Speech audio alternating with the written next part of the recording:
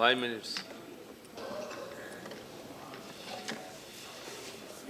Mr. Vice Chairman, Chair, thank you very much. With an unbearable agony and anguish over the barbarous and brutal, cruel killings which took place in Delhi, in which both Hindus and Muslims lost their lives, my heart goes towards the bereaved members of the families. I pay my homage to them. The only silver lining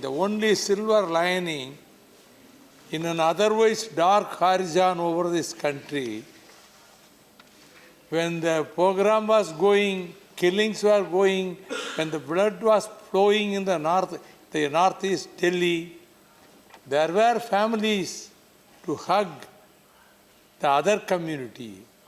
The Hindus embraced the Muslims, gave shelter, gave food, and they protected them.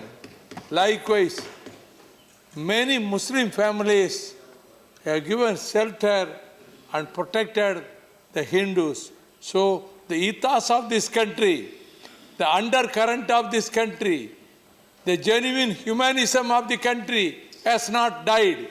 Whatever happened, I salute those people, those who gave shelter to the other community people when they were trembling. Even we may get killed, but they gave shelter. They embraced them. This is the greatness of this country. This is the greatness of this country. Because the paucity of time, I cannot go much, but on 2nd March 2020, the Hindu, a renowned newspaper, when it reported a news, 53-year-old lynched teenage son hurt in violence on February 24. We could not read the news at all. And the boy was transferred and he was killed. His head was smashed. And likewise, many news appeared in all the newspapers.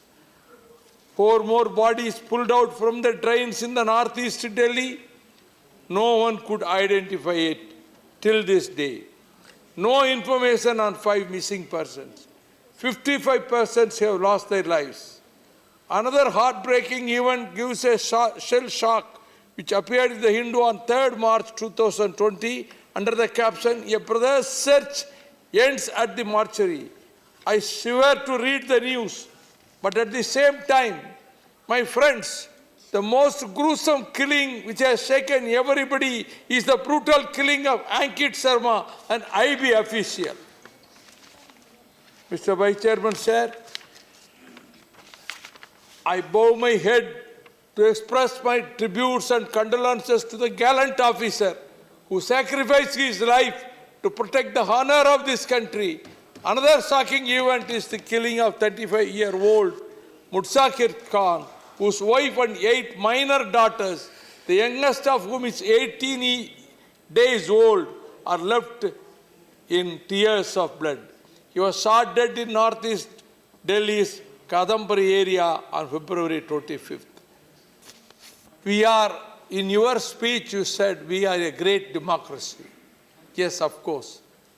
We are the tallest democracy. But I am pained to say we have to bow our heads in shame when the Secretary General of the United Nations, Mr. Antonio Guterres, was the Prime Minister of Portugal. He's a man of human rights. He is the champion of human rights. He has expressed his concern. Not only that, the United Nations High Commissioner for Human Rights, Michelle Bachelet Jeria, has expressed her shock and sorrow for the victims of Delhi riots. The United Nations HRC has filed an intervention in the Supreme Court, unprecedented, never happened in the history of India, but filed a petition intervention in the Supreme Court to make her as an amicus curiae on the Citizenship Amendment Act and informed India's permission mission in Geneva about it. Therefore, The villain of the peace is CAA, Citizenship Amendment Act. The second villain, NRC, National Register of Citizens.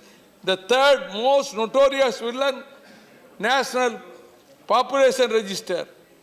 What is the immediate solution for the malaise, hatred, distress and communal clashes? The only answer is this: revoke CAA, revoke NRC, revoke NPR. Thank you. Thank you, Mr. Vaiko. Mr. Bhupender Yadav. सम्मान्य उपसभापति महोदय,